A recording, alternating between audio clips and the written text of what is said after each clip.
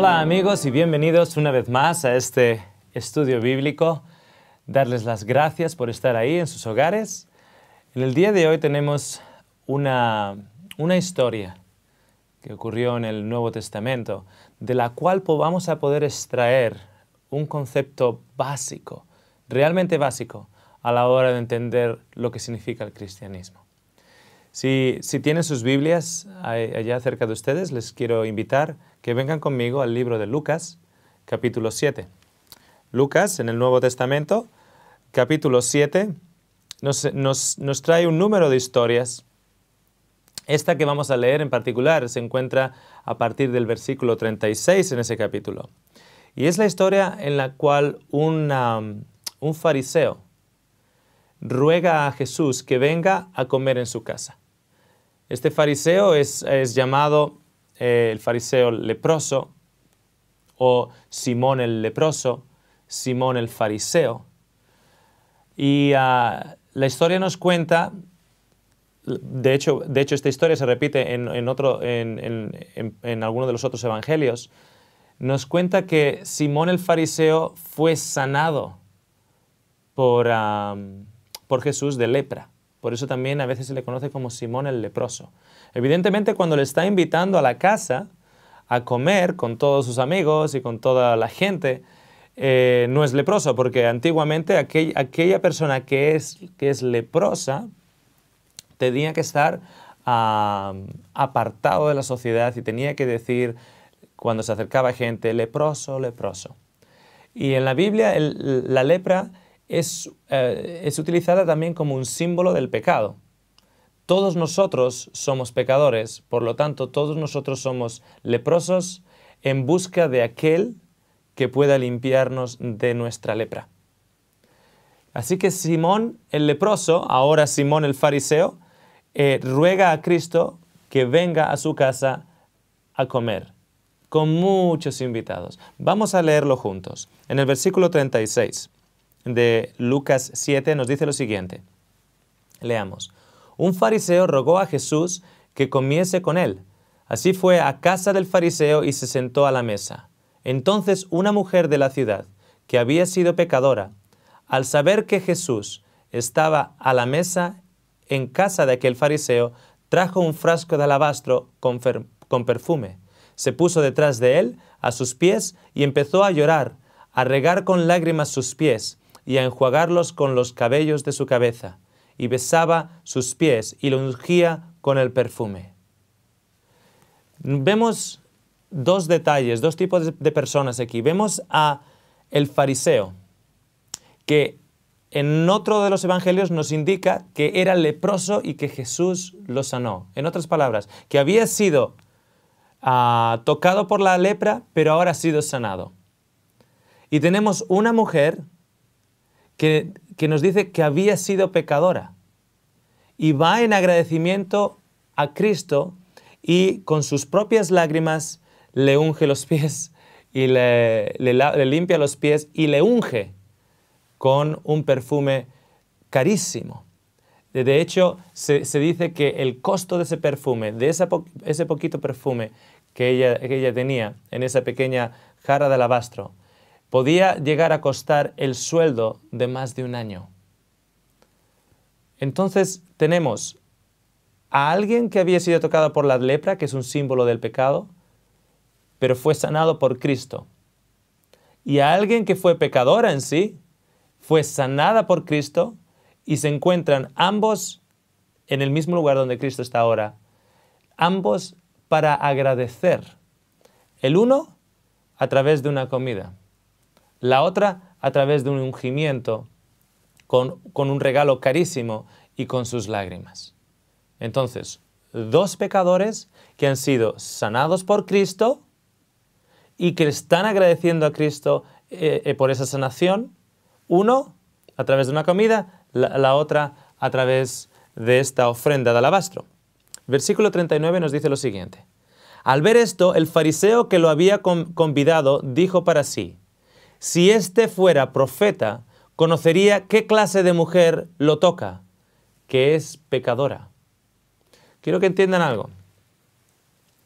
Simón está invitando a Cristo con otros amigos, no solo porque él había sido leproso y a través de Cristo ahora ya no era, sino porque Cristo en ese momento era un hombre popular. De hecho, la cronología de esta historia nos la da el Evangelio de Juan y nos dice que en parte de aquellos que estaban presentes en esa comida era Lázaro, a quien Cristo había resucitado. Entonces, Cristo era el hombre del que todos hablaban. Y el mismo Lázaro, que había sido resucitado de la muerte, de la tumba, estaba allá.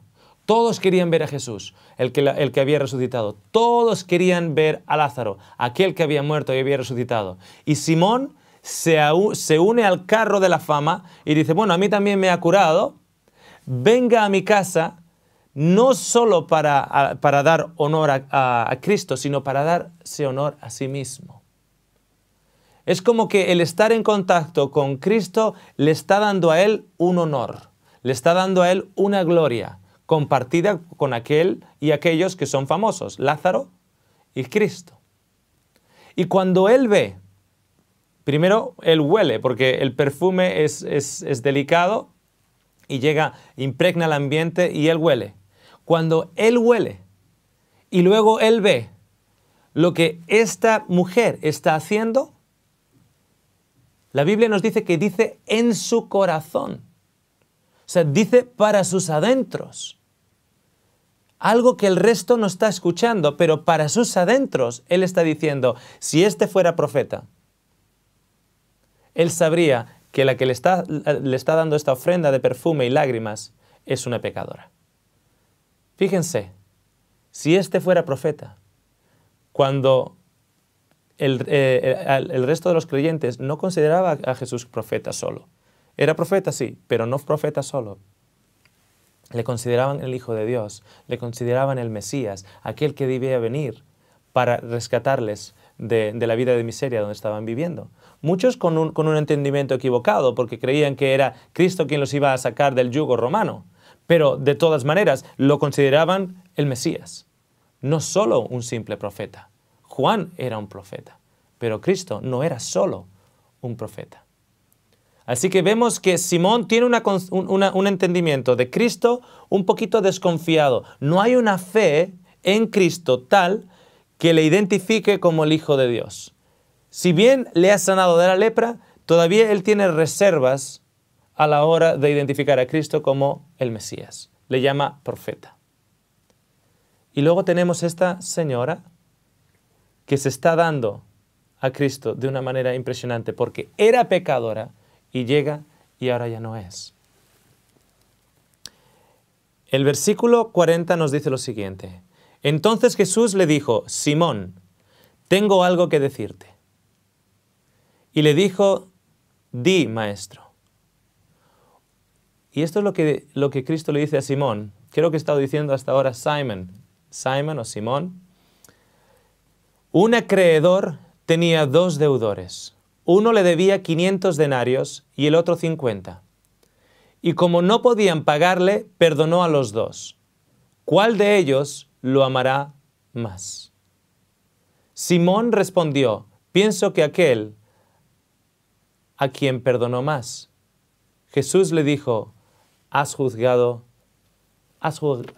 bien. Recuerden que Simón piensa en su corazón, si este fuera profeta sabría que ella es pecadora, en su corazón, y sin embargo, Dios fue capaz de discernirlo. Jesús sabía lo que estaba pensando, y en lugar de acusarlo, en lugar de exponerlo delante de todo el mundo, le cuenta una parábola. Y en la parábola le dice que hay 2 deudores, uno debe 500, el otro debe 50, ninguno de ambos puede pagarlo. Y cuando él perdona a ambos, ¿a quién le amará más? Y Simón contesta correctamente y dice, el que más ha sido perdonado. Y dice Cristo que Simón, has contestado bien. Versículo 44 dice, y vuelto a la mujer, dijo a Simón, ¿ves a esta mujer? Entré en tu casa y no me diste agua para los pies, pero ella ha regado mis pies con lágrimas y los ha limpiado con su cabello. Tú no me besaste, pero desde que entré ella no ha cesado de besar mis pies. No ungiste mi cabeza con aceite, pero ella ha ungido mis pies con perfume. ¿Saben por qué Simón no hizo nada de eso a Jesús? Porque en el corazón de Simón, Jesús no debería ser el centro de atención, sino él mismo.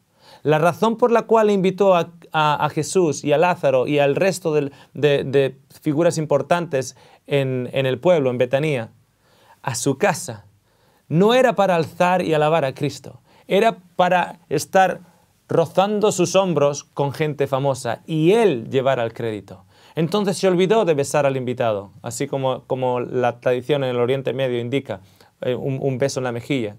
Se olvidó de lavarle los pies, se olvidó de ungirle el cabello. Se olvidó de eso porque el centro de atención en su mente era él y no Cristo. Y Cristo le dice acerca de la mujer, cómo la mujer ha hecho todo ello. Y en el versículo 47, Jesús concluye de la siguiente manera. Por eso te digo que como sus pecados, que son muchos, le han sido perdonados, ella ama mucho. Pero a quien poco se le perdona, poco ama. Y a ella le dijo, tus pecados quedan perdonados. Amigo y amiga, vivimos en un mundo de pequeños pecadores. La historia nos dice de que la persona, de hecho la tradición cristiana en el primer siglo y luego con los escritos de los primeros padres de la tradición cristiana, nos dice en comentario bíblico de esta misma historia que existía un entendimiento en el cual ese Simón, fariseo, había sido el responsable de que esa mujer, María, la hermana de Lázaro, cayera en pecado años antes. La historia cuenta de que este Simón fariseo, de una u otra manera, robó la pureza de esta joven, María de Betanía, hermana de Lázaro, años antes. De una u otra manera, no sabemos, se especula de que tal vez este Simón la tenía a ella como él era un fariseo, con dinero y casa más grande en el pueblo, la tenía a ella de limpiadora en su casa. Y que a través de ello, él robó la pureza de ella. Cuando él robó su pureza, en esa época, en esas circunstancias en las cuales estamos hablando de un pueblo pequeño, Betanía, con las proporciones de hoy en día, en las que todo el mundo se conoce, todos saben de todo. María de Betanía se tuvo que ir. La vergüenza fue muy grande y se tuvo que ir. Y se fue a un lugar llamado Magdala. Y Magdala era el prostíbulo de Israel, porque la prostitución estaba prohibida en Israel. Pero sin embargo, en la zona de Magdala era una zona de tránsito de caravanas de comercio, del Oriente Medio pasaban por Magdala.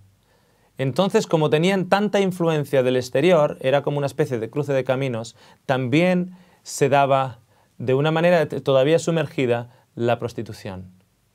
Y María de Betanía se convirtió en María de Magdala. Y aquellos que venían de Magdala tenían la fama de ser prostitutos. Qué curioso, porque fue Simón quien rompió la vida de esa joven doncella. Y años más tarde tiene la cara, la desfachatez de decir de ella que era pecadora. La gente me pregunta, Óscar, a veces yo doy con cristianos o he ido a una iglesia o o conozco de gente cristiana. Y Óscar, no quiero ofenderte, pero no hay amor. No hay amor en las iglesias. No hay amor en las familias cristianas. No hay amor en aquellos que se llaman hijos de Cristo. No hay amor. ¿Por qué es, Óscar? Y yo siempre les digo, según Cristo, aquel que mucho es perdonado, ama mucho. Pero aquel que poco es perdonado, ama poco. Tenemos una manera de pensar un poquito extraña, un poquito egoísta. Y creemos que yo soy menos pecador que la prostituta en la calle. Que de alguna manera mi orgullo es menos pecado que el drogadicto. Que hasta cierto punto, como yo pago mis impuestos, soy menos pecador que el corrupto en un ayuntamiento o en un gobierno que ha defraudado al fisco. En otras palabras, que yo soy menos pecador que otros. Qué gran error. Qué gran tragedia. Porque si tu pecado es pequeño, pequeño es tu Salvador. El caso es que tenemos que experimentar la salvación de Cristo. Y si tú crees que tu pecado es pequeño, tú no entiendes lo que significa el pecado. Si tú crees que el adúltero de la esquina que vive en el quinto es más pecador que tú que has sido siempre fiel a tu mujer, tú no entiendes el concepto de pecado. Si tú crees que ese joven que está en una relación íntima con otro joven del mismo sexo es más pecador que tú, que estás enojado con tu hermano o que estás enojado con tu padre por lo que tu padre te haya hecho, tú no entiendes lo que es el pecado. Entonces, como no entiendes lo que es el pecado, tú te crees que lo único que Cristo tiene que perdonarte es esto. Al homosexual, todo esto. Al adúltero, todo esto. A la prostituta, todo esto. Al drogadicto, todo esto. Pero a mí, solo esto. Y por eso miras a otros y dices, uy, de pecador, él sí que es. Si yo pago mis impuestos, o como decimos muchos, yo no he matado a nadie. Pago mis impuestos y trabajo de 8 a 5. Dios no puede estar muy enojado conmigo. No se trata de que Dios esté enojado contigo o no. Se trata del pecado que hay en ti que no ha sido perdonado. Se trata de que si nosotros tenemos un concepto de que nuestro pecado es así, entonces tenemos un concepto en el cual el perdón de nuestro pecado ha de ser del mismo tamaño. Lo que significa que el amor que Dios ha expresado para nosotros es simplemente así. Y cuando nosotros hemos experimentado un amor de Cristo que solo tiene esta medida, cuando alguien nos hace daño y nosotros tenemos que exponer o tenemos que demostrar amor y perdón para esa persona, no podemos hacerlo. Nos resulta imposible. ¿Por qué? Porque no tenemos amor suficiente acumulado en nuestro entendimiento y nuestro corazón para dar y repartir. Cuando nosotros, a través del Espíritu Santo, somos convencidos de que mi orgullo, mis actitudes, mi desdén, mis malas palabras, las mentiras blancas, las exageraciones, lo riguroso que a veces somos, lo vago o flojos que otras veces somos. Nuestras actitudes en general son tan llenas de pecado y necesitan de la misma manera un Salvador que aquellos que han matado en el holocausto. Cuando vemos que realmente somos pecadores en necesidad de un Salvador grande. Cuando vemos nuestro pecado en su luz, es un pecado grande. Y cuando vemos que Dios, a través de su Hijo Jesucristo, ha enviado a su Hijo para el perdón de todo nuestro pecado, podemos ver que el sacrificio de Cristo es un sacrificio grande. Y si vemos que el sacrificio es grande, también vemos que el amor para nosotros es grande. Y cuando vemos que el amor para nosotros ha sido grande y que Dios ha sido capaz de darnos tanto amor, cuando alguien nos hace algo en contra, nosotros tenemos un gran pozo lleno de agua de vida del que podemos extraer.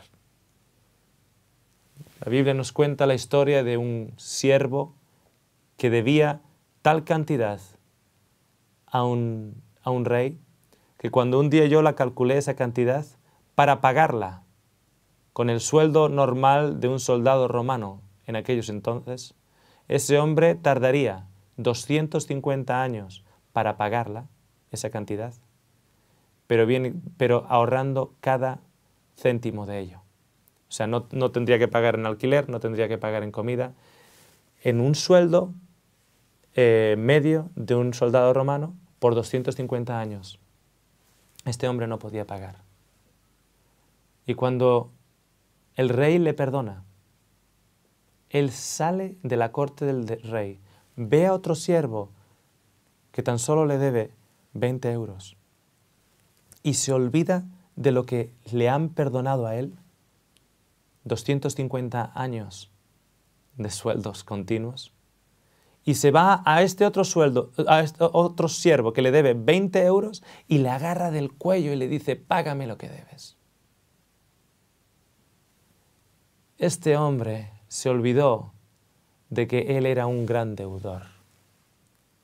Y se olvidó de que era un gran deudor y se imaginó que lo único que ese rey le había perdonado realmente eran 19 euros. Entonces, si ese rey solo le había perdonado 19 euros, porque él no es tan malo, cuando vio a alguien que le debía 20 euros, no tenía amor suficiente para perdonar a esta persona. Porque en su conciencia pensaba que el rey solo le había perdonado 19 euros. Hace un par de años, mi hijo, que le encanta lavar el coche todos los viernes, vivimos en una granjita en la cual él coge el coche de un lado, no hay tráfico, entonces él coge el coche de un lado de la casa y va al otro lado para lavar el coche con la manguera.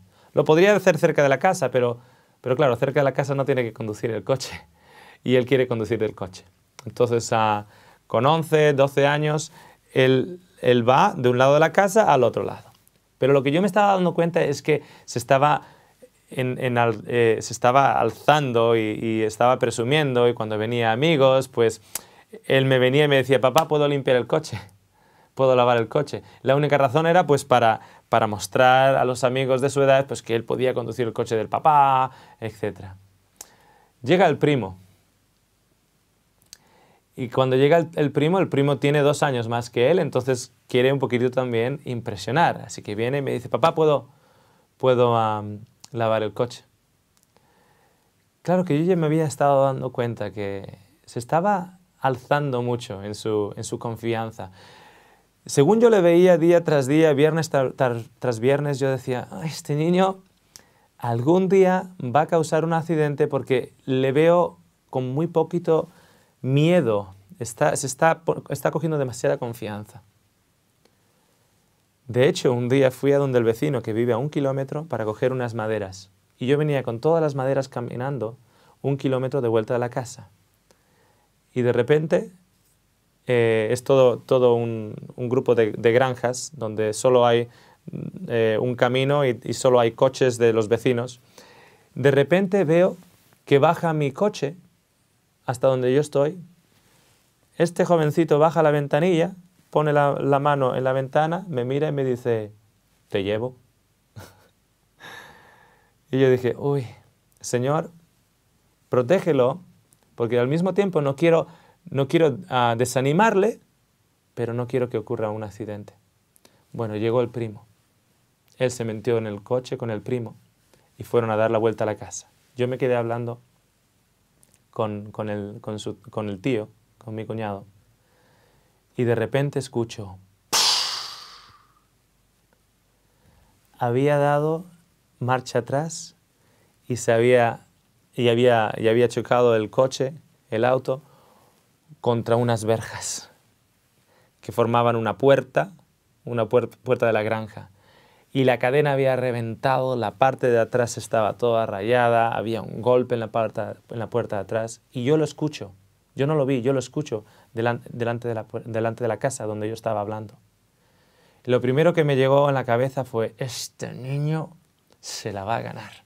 Este niño se le va a decir lo que lo estaba viendo. Esto iba a llegar. Y con toda la sangre hirviendo, fui hacia donde él, a dar la vuelta a la casa. Y cuando fui caminando, Dios me recordó una cosa. Óscar, ¿eres un gran pecador o un pecador pequeño? Dios me habló de mi orgullo. Me recordó en un instante, en un medio segundo, a través de su Santo Espíritu, que Él ha perdonado de mí esto. Y que su amor por mí es inmensurable. Y que de donde ese amor viene, hay más para que yo pueda coger y mostrárselo a mi hijo. El único daño que fue el daño del coche. Y les digo, mi hijo aprendió la lección sin ningún daño grave. Tan solo una raspadura y un hundimiento en el coche. Entre mi cuñado y yo arreglamos la verja, arreglamos la puerta y mi hijo estaba blanco. No quería saber nada. Me dio las llaves del coche y me dijo, perdona papá, perdona papá. Cuando ya arreglamos la puerta, yo le di las llaves de vuelta del coche y él no las quería coger. Les dije, Nicolás, tú has traído aquí el coche. Lávalo, hagan un buen trabajo, no rápido, hagan un buen trabajo, lávalo bien y luego lo aparcas. Papá, yo no quiero aparcarlo. Hijo, cuando Dios perdona, olvida. Yo te he perdonado. Dios me perdonó a mí. Es por eso que yo puedo perdonarte a ti. ¿Por qué no nos podemos perdonar los unos a los otros? Puede ser porque realmente estamos considerando que somos pequeños pecadores. Te veo en el próximo estudio.